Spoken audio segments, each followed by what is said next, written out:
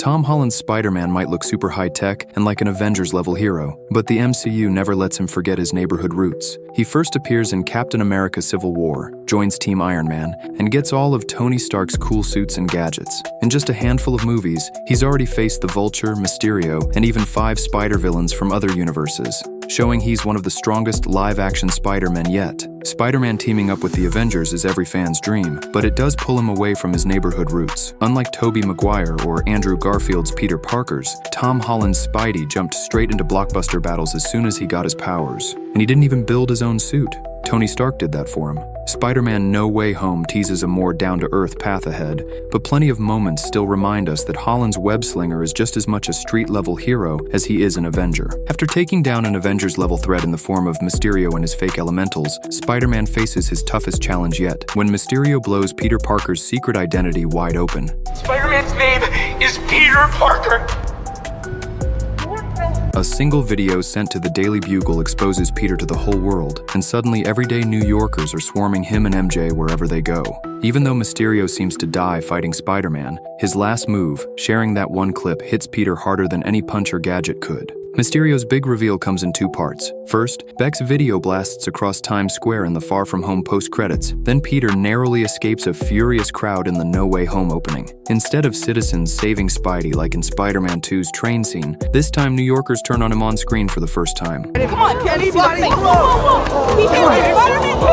That kind of pressure is what drives Peter to seek out Matt Murdock and Doctor Strange for help. Maybe you could go back in time and make it so that he never did. Once Peter accepts that everyone will forget him, he starts back from scratch in No Way Home's final swing. He returns to his roots, scraping by and taking on bad guys all on his own. Peter rigs up his own suit. No Stark tech, just web shooters and those expressive eye lenses, and then heads out, swinging through the New York skyline. By contrast, Tobey Maguire's Spider-Man had his first web-swinging scene in his first movie's final scene, and Andrew Garfield had his as soon as he created his first suit. Now, with No Way Home ending on Peter building his own gear and heading out solo, we could be looking at the start of a whole new run of those down-to-earth swinging scenes. About halfway through No Way Home, Tom Holland's Spider-Man finally goes toe-to-toe with Green Goblin in one of the MCU's most savage showdowns. Peter and Norman throw everything they've got at each other, moves we've never seen before, no holds barred. And that brutal first clash ends with Aunt May's death and delivers the MCU's big moment. And with great power, there must also come great responsibility. Another tense MCU Spider-Man moment comes in Homecoming when Adrian Toomes realizes Peter Parker is the guy messing up his operations. While driving Peter and Liz to prom, Toomes starts putting the pieces together, especially after Liz mentions Peter vanishing from her house. That's when Vulture confirms Peter's Spider-Man. He then pulls Peter aside for a dad talk, warning him not to drag Liz into his mess or keep getting in the way, or else.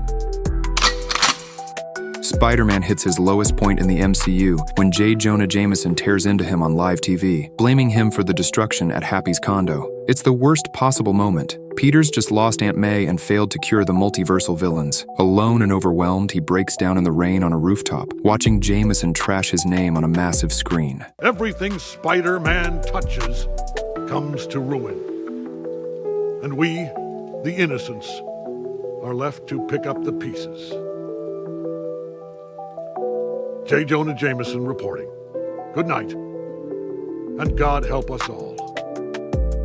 Jameson and Peter Parker never even see each other in person in No Way Home, but when J. Jonah Jameson publicly shreds Spider-Man at his lowest, he feels just as ruthless as any supervillain without the need for any superpower or punches required. That rooftop broadcast not only fills the gap of Jameson's off-screen MCU cameos, it nails his personality in minutes. And the scene's extraordinary cinematography and score is the cherry on top. After Iron Man takes away his upgraded suit in Homecoming, Let's have it. You don't understand. This is all I have. I'm nothing without this suit. Peter decides to face the Vulture on his own and ends up trapped under a pile of rubble. In his homemade costume, he digs deep and lifts the debris just in time to save himself. That moment is a clear nod to the classic If This Be My Destiny comic arc, where Spidey pulls off the same incredible feat. Arguably the most inspiring beat in Peter's MCU origin comes during the rubble scene in Homecoming. It's all about his inner strength, reminding us that Spidey's real power isn't in his suit or spider abilities, but in his grit and determination. At his most vulnerable, Peter pushes past his limits and pulls off an unbelievable feat entirely on his own. Come on, Spider-Man. Come on, Spider-Man.